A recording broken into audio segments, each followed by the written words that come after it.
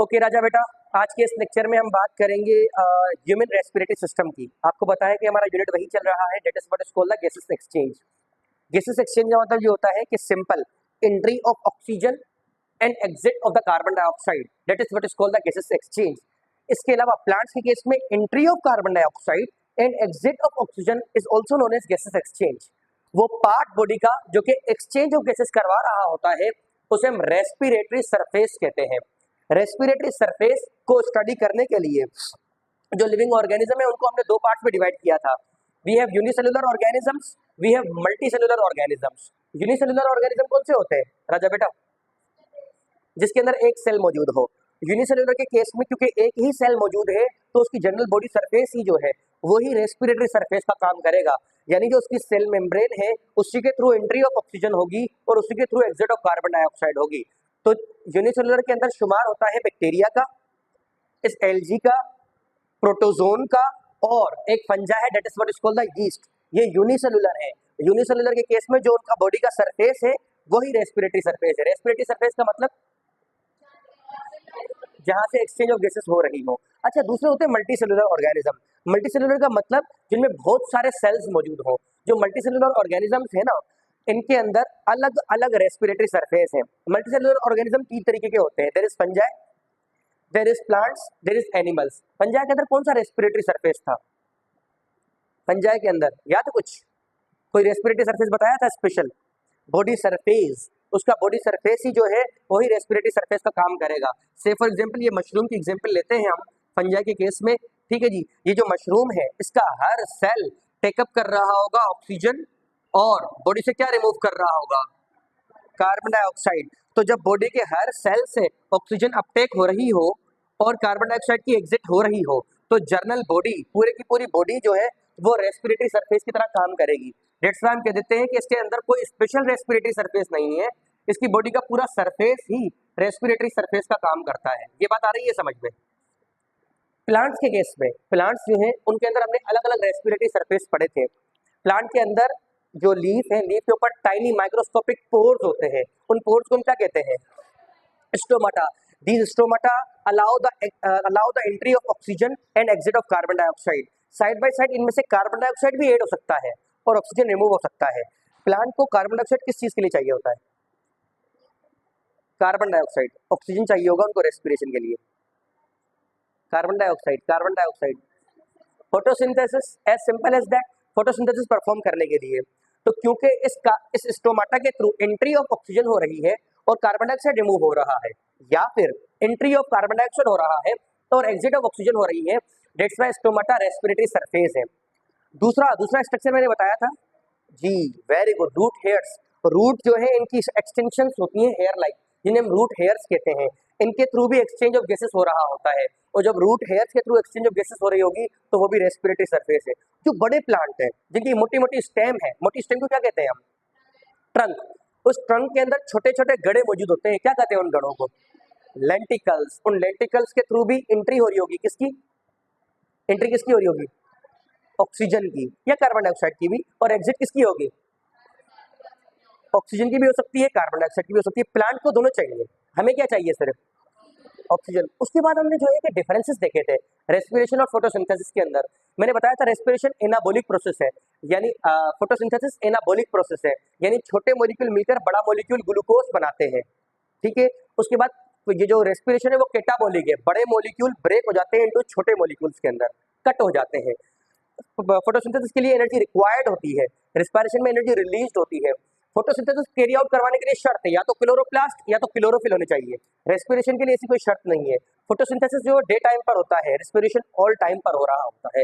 ये हमने डिफरेंसेस भी इनके देख लिए थे। आज हम जो है कि ह्यूमन रेस्पिरेटरी सिस्टम स्टार्ट करने जा रहे हैं फाइनली। ह्यूमन रेस्पिरेटरी सिस्टम के पहले मैं आपको कंपोनेंट बता देता हूँ, देन हम देखेंगे उनको डिवाइड कैसे करते हैं। सबसे पहले ह्यूमन रेस्पिरेटरी सिस्टम में शुमार होता है नोज का, ठीक है। नोज की जो बाहर वाली ओपनिंग होती है, पता है उन ओपनिंग को क्या कहते हैं हम? दो ओपनिंग होती है ना, यहाँ से आज का लेक्चर स्टार्ट हो रहा है। क्या कहते हैं उन ओपनिंग को? Nostrils. What kind of nostril they are? Internal और एक्सटर्नल? External nostrils. इनको एक्सटर्नल नेयरिस भी कहा जाता है। एक्सटर्नल नोस्ट्रिल और एक्सटर्नल नेयरेस्ट। ऐसे काइंड की ओपनिंग अंदर भी मौजूद होती है, उन्हें क्या कहेंगे हम? इंटरनल नोस्ट्रिल्स और इंटरनल नेयरेस्ट। चीजें मुश्किल नहीं है, समझ में आएंगी आपको चीजें, बस रिसेप्टिव माइंड होना चाहिए। ठीक है राजा बेटा। और उसके बाद ये वाला स्ट्रक्चर आपको दिख रहा है, रेड ब्लू, फिर इसके बाद ये वाला पार्ट, पता है इसको पूरे को हम क्या कहते हैं? फेरेंक्स। इस पूरे को फेरेंक्स कहा जाता है। फेरेंक्स जो हम डाइजेस्टिव सिस्टम में भी डिस्कस करते हैं। उसके बाद ये ग्रीन ग्रीन आपको दिख रहा है, ये वाला स्ट्रक्चर, ये वाला स्ट्रक्चर, ये इसका ऊपर वाला पार्ट होता है लैरेंक्स, जिसे वॉइस बॉक्स भी कहा जाता है। और ये नीचे वाला पार्ट जो है ना, ये है ट्रेकिया। Trachea, okay. और ट्रेकिया जो है एक लेवल पे आके दो पार्ट्स में डिवाइड हो जाता है। उन दो को पता है हम क्या कहते हैं? उन दोनों को ब्रोंकाई कहा जाता है, क्योंकि ये ट्रेकिया से डायरेक्ट ब्रोंकाई बने हैं ना, क्योंकि ये ट्रेकिया से डायरेक्ट ब्रोंकाई बने हैं, दैट्स व्हाई इन्हें प्राइमरी ब्रोंकाई कहा जाता है। Primary bronchi. अगर ये प्राइमरी ब्रोंकाई है, दैट मीन सेकेंडरी ब्रोंकाई जैसी भी कोई चीज होगी। ये बात आ रही है समझ में? सबसे पहले क्या मौजूद था यहाँ पर? नोज। नोज के बाद फेरेंक्स। फेरेंक्स के बाद लैरेंक्स के बाद ब्रोंकाई। कौन से वाले? प्राइमरी। प्राइमरी जो है वो फर्दर डिवाइडेड होते हैं और इनसे बनते हैं सेकेंडरी ब्रोंकाई। ये सीक्वेंस आपके टिप्स में होनी चाहिए, क्यों बताता हूँ। सेकेंडरी ब्रोंकाई, अच्छा सेकेंडरी ब्रोंकाई फर्दर डिवाइड हो जाते हैं into tertiary bronchi. Tertiary bronchi, अच्छा टर्शियरी ब्रोंकाई फिर फर्दर डिवाइड होते हैं और इनसे बनते हैं ब्रोंकियोल। ये हर पार्ट हम डिटेल से पढ़ने वाले हैं, आज सिर्फ नाम से फेमिलियर किया जा रहा है आपको। ब्रोंकियोल्स, इन ब्रोंकियोल्स के बाद बनेगा टर्मिनल ब्रोंकियोल। टर्मिनल ब्रोंकियोल, और उन टर्मिनल ब्रोंकियोल से बनेगा रेस्पिरेटरी ब्रोंकियोल। रेस्पिरेटरी ब्रोंकियोल, और रेस्पिरेटरी ब्रोंकियोल से फाइनली जाके एल्वियोलाई डेवलप करेंगे, जिनको हम लंग्स के स्ट्रक्चरल एंड फंक्शनल यूनिट कहते हैं। ये जो पूरी सीक्वेंस है, देखें सबसे पहले क्या था यहाँ पर? ट्रेकिया। ट्रेकिया, ट्रेकिया से क्या बना?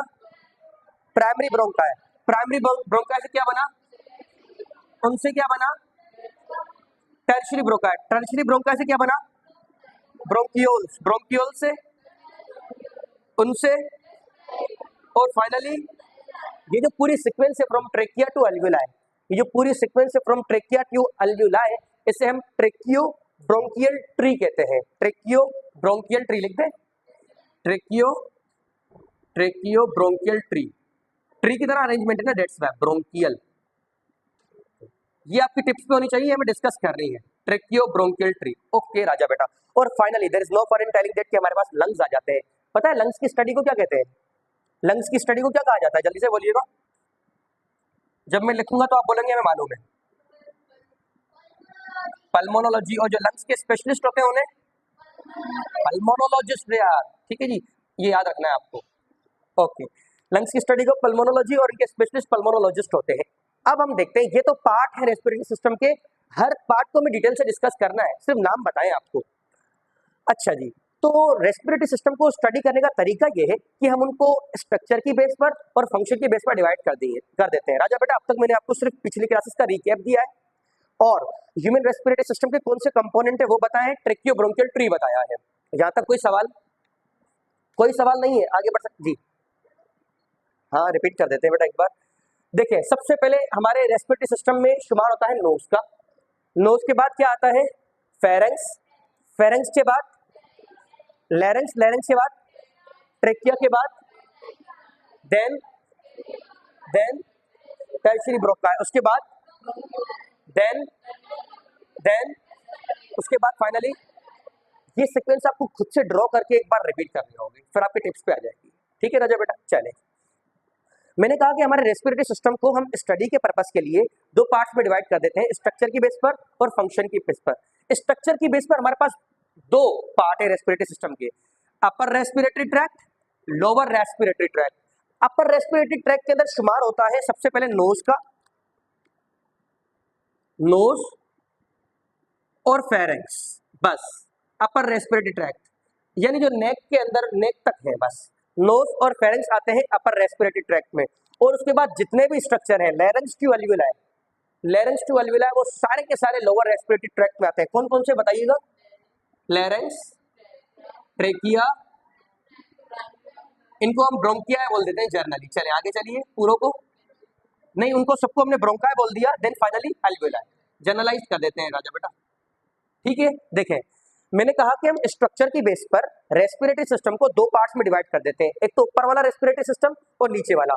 ऊपर वाले को अपर रेस्पिरेटरी सिस्टम या अपर रेस्पिरेटरी ट्रैक्ट, नीचे वाले को lower respiratory tract. Upper respiratory tract के अंदर दो ही पार्ट है, कौन कौन से है वो, और लोअर के अंदर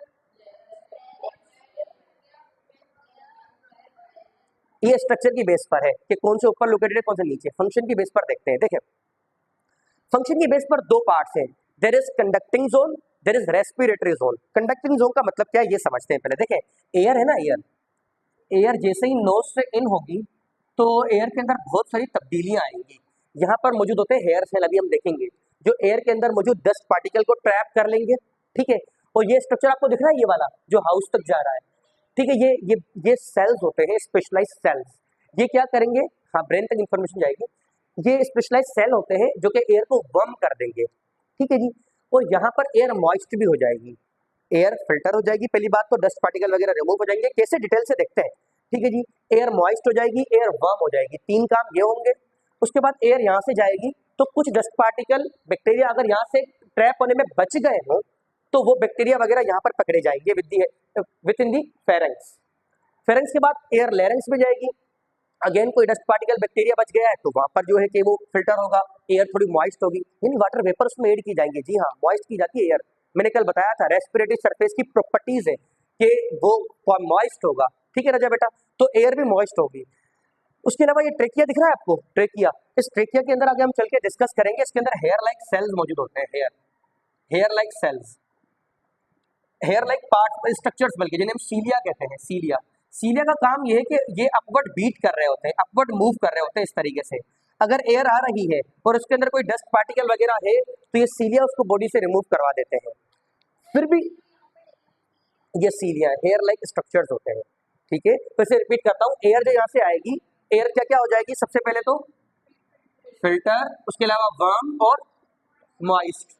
ठीक है राजा बेटा, अगर कोई डस्ट पार्टिकल बच जाता है तो वो कहाँ पर ट्रैप होगा, और फिर से कोई बच गया तो, और उसके बाद भी कोई डस्ट पार्टिकल बच गया तो जहां पर ये कान से बात, दोनों कानों से बात सुनिए ये वाली आपको, जहां पर ट्रेकिया डिवाइड होता है ना ब्रोंकाई में, जहां ट्रेकिया दो ब्रोंकाई में डिवाइड होता है वहां पर एक बहुत ही सेंसिटिव पार्ट होता है हमारे रेस्पिरेटरी सिस्टम का, और इसका नाम आपकी फिंगर टिप्स पे होना चाहिए। इसे कैरिना कहा जाता है, carina, most sensitive part of the respiratory system.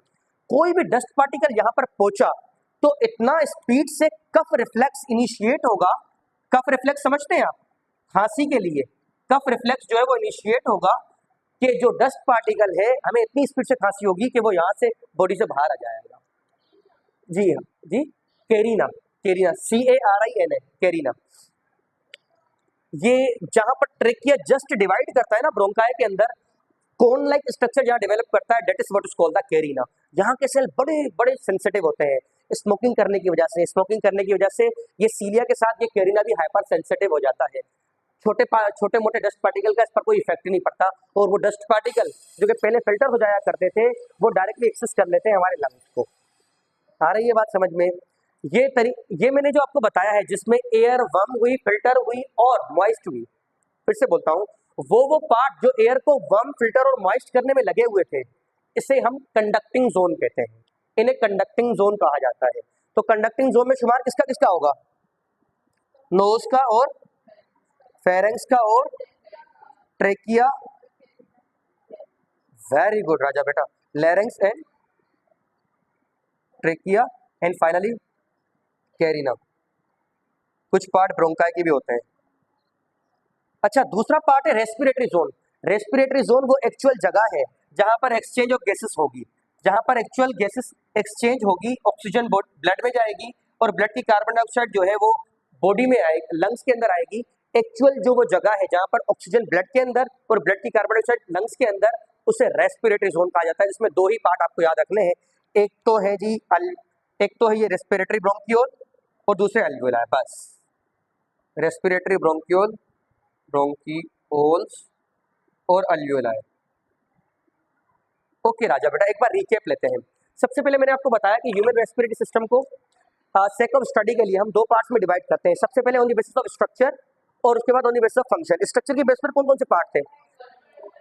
अपर के अंदर कौन कौन शामिल होगा?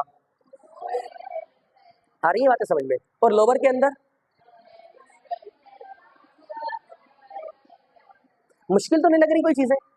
और उसके बाद सिर्फ पार्ट बताए जा रहे हैं, ये मैंने आपको पढ़ाया नहीं है। एक एक पार्ट आज नोट्स पढ़ेंगे, कल दूसरा पार्ट डिटेल से पढ़ेंगे, ऐसे नहीं कि आज ही हमने पढ़ लिया।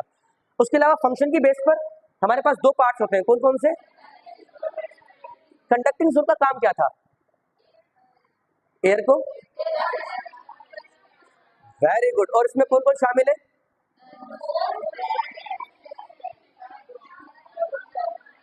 और लोअर रेस्पिरेटरी जोन के अंदर इसका काम क्या है? ठीक है, फंक्शन की गैसेस एक्सचेंज करना, वेरी गुड। और इसके अंदर दो ही चीजें हैं, कौन कौन सी? ओके राजा बेटा। अच्छा, आज एक कंपोनेंट उठाते हैं, that is what is called the nose. अच्छा देखें, नोज की और नोज की, इसके अलावा जो है कि थ्रोट की और एयर की। नोज की, थ्रोट यानी गला, और एयर की स्टडी को हम कहते हैं ओटोराइनोलैरिंजियोलॉजी। ओटोराइनोलैरिंजियोलॉजी। इसके अंदर जो डॉक्टर होते हैं ना, आपने देखा होगा जो नाक का स्पेशलिस्ट है वो थ्रोट का भी होगा, ओटोराइनोलैरिंजियोलॉजी।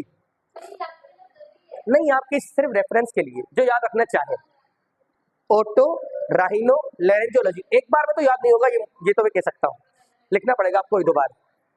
ओटोराइनोलैरिंजियोलॉजी it is the study of nose, throat और एयर। और जो स्पेशलिस्ट होंगे वो कौन होंगे? ओटोराइनोलैरिंजियोलॉजिस्ट। एक बड़ी है ना, बड़ी जो है फेमस ट्रीटमेंट भी है, राइनोप्लास्टी। नाम सुना है इसका? राइनोप्लास्टी का मतलब ये कि जब किसी का नोज आगे से बढ़ जाता है या खूबसूरत नहीं लग रहा होता, तो ये कॉस्मेटिक पर्पस के लिए की जाती है। इसमें क्या है कि हम नोज को सर्जरी करते हैं, नोज की जो पार्ट आगे से बढ़ गया है, बोन वगैरह, उसको काट के और रिमूव कर दिया जाता है। नोज को एक अच्छी शेप दी जाती है, खूबसूरती का निशान माना जाता है।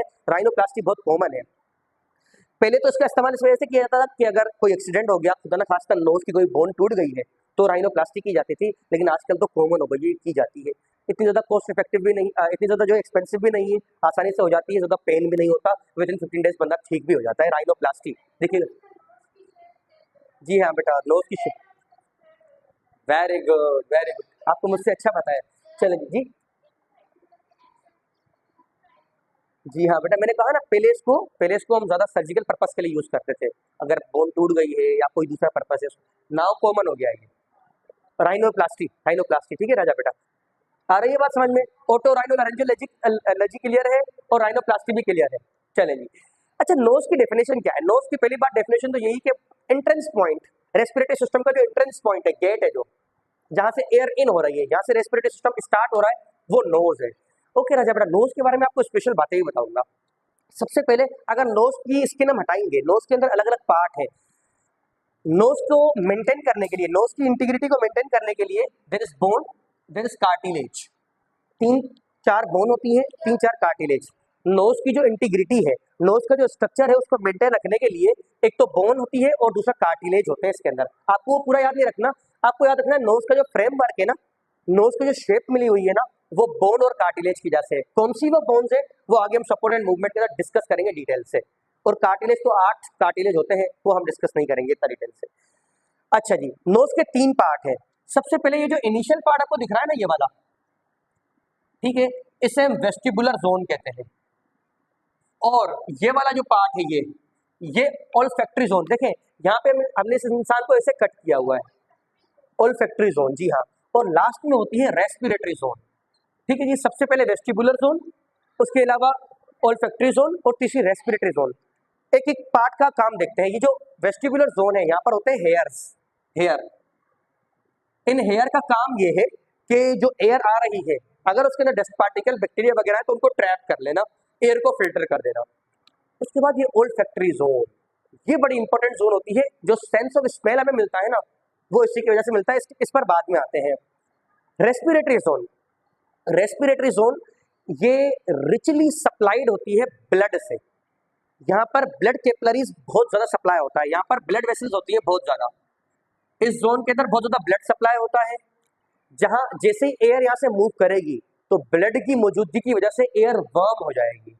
एक बार फिर से देखते हैं, यहाँ से एयर गई, पहले क्या हुआ, एयर के साथ फिल्टर हुई, और दूसरा एयर को क्या किया कर दिया गया, वर्म, और एयर में मॉइस्चर भी ऐड कर दिया जाएगा, मॉइस्ट बना दिया जाएगा, तो एयर वर्म हो जाएगी, फिल्टर और मॉइस्ट हो जाएगी। ओल्फैक्टरी जोन, ओल्फैक्टरी जोन ये स्पेशलाइज्ड न्यूरॉन्स होती है जो हमें सेंस ऑफ स्मेल प्रोवाइड करती है। ये स्पेशलाइज्ड बायपोलर न्यूरॉन्स होती है। बायपोलर न्यूरॉन क्या है वो आप डिटेल में नहीं जाएंगे, बस आप याद रखेंगे ये स्पेशल सेल्स होते हैं, न्यूरॉन्स होती है जो हमें सेंस ऑफ स्मेल प्रोवाइड करेंगे, सेंस ऑफ स्मेल। अच्छा, इनकी स्पेशलिटी क्या है बेटा, देखें हमारी बॉडी में हर जगह पे, हमारी बॉडी में हर जगह पे कोई भी सेंस ऑर्गन ऐसा नहीं है जो कि डायरेक्ट इन्वायरमेंट के टच में आता हो। हमारी बॉडी के अंदर कहीं पर भी जो सेंसरी सेल्स है वो डायरेक्टली इन्वायरमेंट के टच में नहीं आते, ठीक है। लेकिन नोज एक जगह है हमारी बॉडी के अंदर जहां जहां बॉडी की जो न्यूरॉन्स है वो डायरेक्टली टच में आती है एक्सटर्नल इन्वायरमेंट के। एक बार फिर से बोलता हूँ, बॉडी की जितनी भी न्यूरॉन है वो कहीं भी डायरेक्टली इन्वायरमेंट के टच में नहीं आती। सिर्फ एक ही जगह है जहां पर न्यूरॉन डायरेक्टली इन्वायरमेंट के टच में आती है, वो है हमारे नोज की ये ओल्फैक्टरी जोन। ये आप याद रखोगे। ये बात आ रही है समझ में, पक्की बात है। चले जी, अच्छा एक और बात आपको बताऊं, यहाँ पर एक ग्लैंड्स मौजूद होते हैं, उनके नाम बता दूं आपको, वो आपको याद रखने क्योंकि आगे हम पढ़ेंगे। उन्हें बोमेन्स ग्लैंड कहा जाता है, बोमेन्स ग्लैंड। बोमेन्स डिस्कवर करने वाले साइंटिस्ट थे और ग्लैंड ये है, डेट्स वाई बोमेन्स ग्लैंड कहा जाता है। बोमेन्स वर्ड आप 3 जगहों पे सुनोगे। बोमेन्स ग्लैंड आ गए नोज के अंदर, बोमेन्स मेम्ब्रेन आई के अंदर सुनोगे, और बोमेन्स कैप्सूल आप किडनी की नेफ्रॉन जो है वहां हम पढ़ेंगे, ठीक है। 3 जगहों पे बोमेन्स वर्ड ये आपको याद रखना है, हर जगह पे रिकॉल होगा। यहाँ पर बोमेन्स ग्लैंड है, तो एक बार देखते हैं। सबसे पहले बोन, इसके नोज के कितने पार्ट थे, कौन कौन से?